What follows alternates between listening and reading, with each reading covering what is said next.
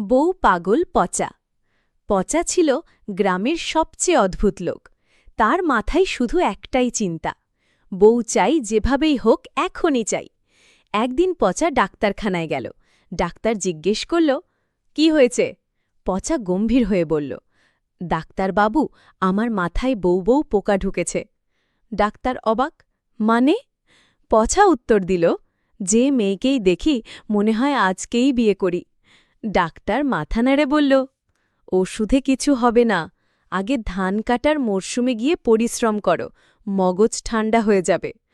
পচা চায়ের দোকানে বসল। এক মেয়ে এসে চা নিল।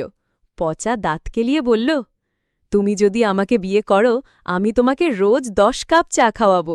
মেয়েটা হেসে বলল, তুমি আগে নিজের চা খরচ দাও, তারপর বউয়ের খরচ দিও। দোকানের সবাই হো হো করে হেসে উঠল।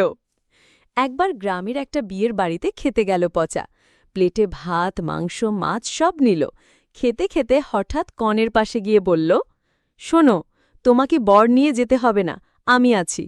কনে চেঁচিয়ে উঠল, এই পাগলটাকে বের করো। সঙ্গে সঙ্গেই পচাকে টেনে হিঁচড়ে বাইরে ফেলে দিল সবাই। শেষমেশ পচা পুলিশের হাতেই ধরা পড়ল। পুলিশ জিজ্ঞেস করল, তুই আবার সবাইকে কেন প্রপোজ করিস? পচা সিরিয়াস গলায় বলল, স্যার, আমি শুধু চাই আমার একটা বউ থাকুক, যাকে দেখি তার ভেতরেই আমি আমার বউয়ের ছায়া দেখি। পুলিশ হেসে বলল, তাহলে আয়, জেলের ভেতরে যাদের দেখবি তাদেরও প্রপোজ করিস।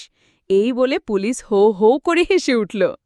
শেষে গ্রামের লোকেরা পচার কাণ্ড দেখে একটা ফন্দি আঁটল। একজন পুরুষকে শাড়ি পরিয়ে পচাকে বউ সাজিয়ে দিল।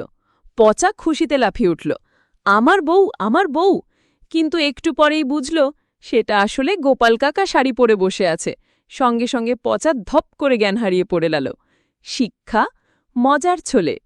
অতিরিক্ত বিয়ের লোভ করলে বউ নয়, কাকাও বউ সেজে চলে আসে।